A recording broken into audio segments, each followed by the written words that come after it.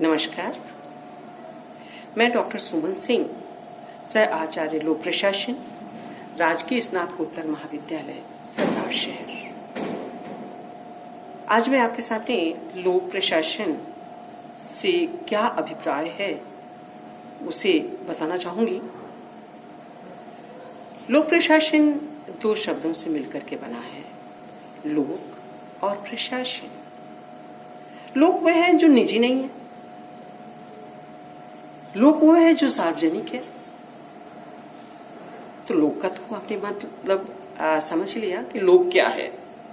लोक जनता है और हम सभी जानते हैं कि हमारी जनता संप्रभु है और जनता के लिए ही सारी समाज की जो सरकार की जो सारी क्रियाएं हैं वो जनता के इर्द गिर्द जनता के लिए ही हैं। जैसा कि कहा गया है कि हाँ, जो सरकार है वो जनता के द्वारा जनता के लिए है। हमारा देश लगभग 200 वर्षों तक गुलाम रहा। उस समय सिर्फ हमारे देश का शोषण किया गया। हमारे हित के लिए, हमारी भलाई के लिए कोई भी कार्य, विशेष रूप से कोई भी कार्य नहीं किए गए। थोड़ा बहुत तो सरकार के द्वारा भी किया गया था, लेकिन हम ये नहीं कह सकते कि हमारी भलाई के लिए सारे कार्य किए जाते थे। लेकिन जब हमारा देश आजाद हुआ तो जनता के कल्याण के लिए बहुत बड़ा उत्तरदायित्व, जनहित कार्य के लिए सरकार के समक्ष बहुत बड़ा उत्तरदायित्व था, जो कि प्रशासनिक संस्थाओं के माध्यम से ही क्रियान्वित किया जा सकता था। तो यहां पर हमारे लोक प्रशासन की भूमिका बहुत ही महत्वपूर्ण है। तो लोक जनता है और जनता के लिए कार्य किया जाना है, क्योंकि लोकतंत्रात्मक शासन व्यवस्था है। प्रशासन, जो दूसरा शब्द इसके साथ जुड़ा हुआ है, वो लैटिन भाषा के एडमिनिस्ट्रियर शब्द से बना हुआ है। इसका तात्पर्य है कि दूसरों की देखभाल करना या सेवा करना। इसको अगर इसका हम प्रशासन का संधि विच्छेद करें तो ये प्र प्लस शासन दो शब्द हैं। प्र मतलब दूसरा, शासन मतलब कार्य करवाना। और प्रशासन अगर हम इसे परिभाषित करना चाहें तो जहां पर भी दो या दो से अधिक व्यक्ति मिलकर किसी कार्य को पूरा करने का प्रयास करते हैं उसे प्रशासन कहा जाता है। अब अगर हम एक प्रश्न ये भी उठता है सामान्य रूप से कि जब दो या दो से अधिक व्यक्ति मिलकर के किसी कार्य को पूरा करने का प्रयास करते हैं तो उसे प्रशासन कहा जाता है। तो बहुत सारा कार्य है जो दो या दो से अधिक लोग मिलकर के कार्य करते हैं, तो क्या वो सभी प्रशासन है? तो मैं यहां कहना चाहूंगी नहीं। जब दो या दो से अधिक लोग प्रशासन नहीं है, लेकिन प्रशासन तो है। कैसे? कि जब दो या दो से अधिक व्यक्ति मिलकर के निजी क्षेत्र में कार्य करते हैं, निजी क्षेत्र के लिए कार्य करते हैं, तो उसे निजी प्रशासन कहा जाता है। और जब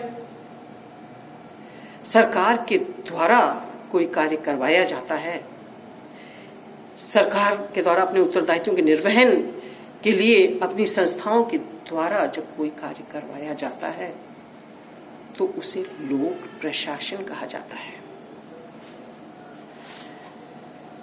लोक प्रशासन को अगर हम देखें, इसकी परिभाषित करें तो इसका जो अभिप्राय बताते हैं या जो इसको अर्थ बताते हैं, सामान्यतः संकुचित और व्यापक दोनों प्रकार की अवधारणाएं हैं। संकुचित अर्थ में लोक प्रशासन उसे कहा जाता है जो कि सरकार की कार्यपालिका शाखा के द्वारा संपन्न किए जाते हैं। और अगर विस्तृत इसका अर्थ हम तलाश करें, देखें, अध्ययन करें तो हमें ज्ञात होता है कि व्यापक अर्थों में सरकार की तीनों शाखाओं, चाहे व्यवस्थापिका हो, कार्यपालिका हो, न्यायपालिका हो, सरकार के किसी भी अंग के द्वारा जो भी कार्य किए जाते हैं वह सभी लोक प्रशासन के अंतर्गत ही समाहित है। सरकार के किसी भी अंग के द्वारा जो भी कार्य किया जाता है वो सभी लोक प्रशासन है। तीनों अंगों के द्वारा कुछ प्रत्यक्ष रूप से और कुछ अप्रत्यक्ष रूप से प्रशासन के द्वारा कार्य किया जाता है, और प्रशासन महत्वपूर्ण रूप से अपनी भूमिका का निर्वाह करता है, और चूंकि जनता से संबंधित है, जनता का है, उस प्रशासन को हम लोक प्रशासन की संज्ञा देते हैं। निजी प्रशासन निजी हित के लिए कार्य करता है और लोक प्रशासन लोक हित के लिए कार्य करता है। इनकी परिभाषाओं की अगर हम बात करें तो एल.डी. व्हाइट ने इसको परिभाषित करते हुए कहा है कि लोक प्रशासन में वे सभी कार्य आ जाते हैं जिनका उद्देश्य लोक नीति को पूरा करना अथवा क्रियान्वित करना होता है। तो इसका तात्पर्य ये हुआ कि लोक प्रशासन का जो महत्वपूर्ण दायित्व है वो सरकारी नीतियों को क्रियान्वित करना। अब सभी नीतियां और जो कार्य उनको क्रियान्वित करना है, लेकिन अगर इसके अप्रत्यक्ष रूप में देखें इसके सहयोग का, तो जो नीतियां बनती हैं उसे बनाता कौन है? उन नीतियों को भी जो बनाने का कार्य है वो प्रशासन के द्वारा ही किया जाता है, क्योंकि जो प्रशासनिक अधिकारी होते हैं वो अपनी योग्यता एवं दक्षता के आधार पर चयनित होकर के आते हैं और लंबे कार्यकाल के अंतर्गत लंबे कार्यकाल तक अपना कार्य, अपना दायित्व का निर्वहन करते हैं। उन्हें अपने कार्य का अनुभव होता है। ऐसी स्थिति में जो नीतियां बनती हैं वो उसके लिए भी एक आधार की आवश्यकता होती है, एक रिसर्च की आवश्यकता होती है, एक शोध की आवश्यकता होती है। ये देखा जाता है कि जो नीतियां बनेंगी वो कैसे बनेंगी और नीतियों को बनाने की आवश्यकता क्या है। उन नीतियों के बनने से और क्रियान्वित करने से किस किस को लाभ मिलेगा, क्योंकि सिर्फ कागजों में नीतियां जो बनती हैं वो कागजी ही होती हैं। उसके लिए पर्याप्त शोध करना होता है, उसकी आवश्यकता का गहन अध्ययन करना होता है। ये देखना होता है कि क्या वो जरूरी है, क्या वो नीतियां अभी ही क्रियान्वित की जानी चाहिए।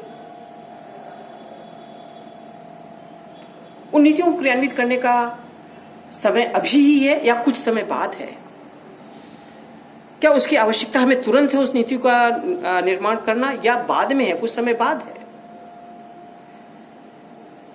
इन सबको रिसर्च करने के बाद ही नीतियों के प्रारूप बनाए जाते हैं, और ये प्रारूप बनाने का वास्तविक अगर हम देखें तो वास्तविक कार्य प्रशासन के द्वारा ही किया जाता है। राजनीतिक स्तर पर तो सिर्फ स्वीकृति मात्र ही दी जाती है, परंतु अप्रत्यक्ष रूप से सारे कार्य प्रशासन के द्वारा ही किए जाते हैं। श्रेय प्रशासन को नहीं मिलता, लेकिन जो भी लोक नीतियां, जो एल.डी. व्हाइट के अनुसार कि जो भी क्रियाएं हैं जो लोक नीति को क्रियान्वित करने में या लोक नीति को निर्मित करने में महत्वपूर्ण भूमिका का जो निर्वाह किया जाता है वो प्रशासन के द्वारा ही किया जाता है। ऐसी ही एक परिभाषा हर्बर्ट साइमन के द्वारा भी दी गई है, जिन्होंने बताया है कि जनसाधारण की भाषा में लोक प्रशासन से अभिप्राय उन क्रियाओं से है जो केंद्र, राज्य अथवा स्थानीय सरकारों की कार्यपालिका शाखा द्वारा संपादित किया जाता है।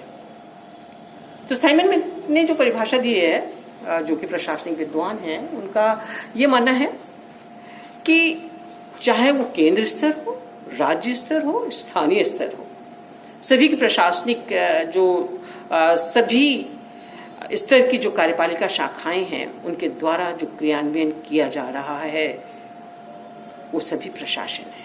जो भी नीतियां, योजनाएं क्रियान्वित की जा रही हैं वो सभी प्रशासन है। इस तरह से विस्तृत रूप से हम ये कह सकते हैं कि लोक प्रशासन कोई संकुचित चीज नहीं है, कोई संकुचित अवधारणा नहीं है, बल्कि एक विस्तृत अवधारणा है। और इस विस्तृत अवधारणा के अंतर्गत ही प्रशासन कार्य करता है। अब जब हम लोक प्रशासन के अर्थों की बात कर रहे हैं तो यहाँ पे पूरा एक तरह से देखें तो स्पष्ट हो गया कि लोक और प्रशासन है क्या। लोक जो सार्वजनिक है, प्रशासनिक जो सरकार के द्वारा की जाने वाली क्रियाएं हैं, वो लोक प्रशासन है। इसके कुछ तत्व हैं या लक्षण कह सकते हैं कि प्रशासन, लोक प्रशासन किसे कहेंगे, तो इसके लक्षणों में सबसे पहले कह सकते हैं कि सबसे पहले इसमें आवश्यकता है कि 2 या 2 से अधिक व्यक्ति हो। यदि एक व्यक्ति कोई कार्य कर रहा है तो वो प्रशासन नहीं है, क्योंकि उसमें आदेश निर्देश, ये जो प्रशासनिक सिद्धांत हैं जिनके बारे में हम लोग जानते हैं या आगे के लेक्चर्स में मैं बताऊंगी, उन सिद्धांतों का पालन उसमें नहीं होता है एक व्यक्ति के कार्य, क्योंकि वो व्यक्तिगत निर्णय होता है, वो व्यक्ति का स्वयं का कार्य होता है, स्वयं का डिसीजन होता है, उसके लाभ और हानि का वो स्वयं जिम्मेदार होता है। लेकिन जब 2 या 2 से अधिक व्यक्ति मिल जाते हैं और उसके बाद सरकारी कार्य किए जाते हैं, सरकारी नीतियां योजनाएं निर्मित करने में अथवा क्रियान्वित करने में जो भूमिका निर्वाहित की जाती है, उसे हम प्रशासन के अंतर्गत सम्मिलित करते हैं। दूसरा लक्षण या तत्व हम कह सकते हैं कि उद्देश्य व्यापक होते हैं। जो लोक प्रशासन की संस्थाएं कार्य करती हैं, उनके उद्देश्य व्यापक होते हैं। वो किसी एक व्यक्ति के लिए कोई नीति और योजनाएं क्रियान्वित नहीं की जाती, बल्कि ये नीतियां और योजनाएं समाज के एक वर्ग के लिए, एक समुदाय के लिए, एक बड़े समाज के बड़े हिस्से के लिए, एक जिले के लिए, एक संभाग के लिए, एक राज्य के लिए नीतियां निर्मित की जाती हैं और क्रियान्वित की जाती हैं। इस तरह से हम कह सकते हैं कि लोक प्रशासन का जो उद्देश्य, या हम ये कह सकते हैं कि लोक प्रशासन का जो उद्देश्य होता है वो व्यापक होता है, संकुचित नहीं होता, व्यापक होता है। वो जनता के कल्याण के लिए प्रशासन हमारा कार्य करता है। और इसका एक लक्षण ये बता सकते हैं कि इसमें व्यक्तिगत उद्देश्यों के स्थान पर जनहितों को प्रमुखता दी जाती है। किसी एक व्यक्ति का हित नहीं देखा जाता, वरन पूरे समाज का हित देखा जाता है, समुदाय का देखा जाता है। और एक लक्षण जो और भी हम कह सकते हैं कि बहुत ही महत्वपूर्ण है, वो है संगठित कार्य। अर्थात कि संगठन के द्वारा ही कार्यों को संपन्न किया जाता है। 1-2 व्यक्ति, किसी लोक प्रशासनिक संस्थाएं किसी एक व्यक्ति से नहीं चलता है, एक व्यक्ति कार्य को नहीं कर सकता। इसमें एक कार्मिकों की पूरी श्रृंखला, ऊपर से नीचे तक एक श्रृंखला होती है, जिसके अंतर्गत वो कार्य करता है। और ये कार्य करता है समाज के लिए, जन कल्याण के लिए, जनहित के लिए, जनहितार्थ के हेतु। इससे हम कह सकते हैं कि लोक प्रशासन एक बहुत ही व्यापक शब्द है, जिसके द्वारा जनहित और जन कल्याण के लिए कार्य किया जाता है। यद्यपि हम ये देखते हैं कि हमारे समाज में, हम सभी ज्यादातर जो देश हैं, वो कहते हैं हम लोकतंत्र हैं, लोकतंत्रात्मक शासन व्यवस्था है। तो लोकतंत्रात्मक शासन व्यवस्था तो है, हमने भी लोकतंत्रात्मक शासन व्यवस्था को ही अपनाया है। लेकिन इस लोकतंत्रात्मक शासन व्यवस्था के अंतर्गत जो प्रशासन की भूमिका है वो अति महत्वपूर्ण बन जाती है, और सरकार की समस्त क्रियाएं प्रशासन के इर्द गिर्द घूमती है। अगर प्रशासन एक दिन के लिए भी अगर रुक जाए, ठप हो जाए, तो सब पूरे देश के जो कार्यकरण है वो बहुत प्रभावित हो जाता है। समाज को बहुत ही समस्याओं का सामना करना पड़ सकता है। इसलिए हम ये कहते हैं कि हमारा जो लोक प्रशासन है एक बहुत ही महत्वपूर्ण इकाई है, जिसके द्वारा कि हमारे जनहित में, हमारे जन कल्याण में, हमारे देश के सर्वांगीण विकास में, चहुमुखी विकास के लिए, सिर्फ न केवल सिर्फ विकास बल्कि चहुमुखी विकास के लिए हमारे प्रशासन, लोक प्रशासन बहुत ही महत्वपूर्ण है।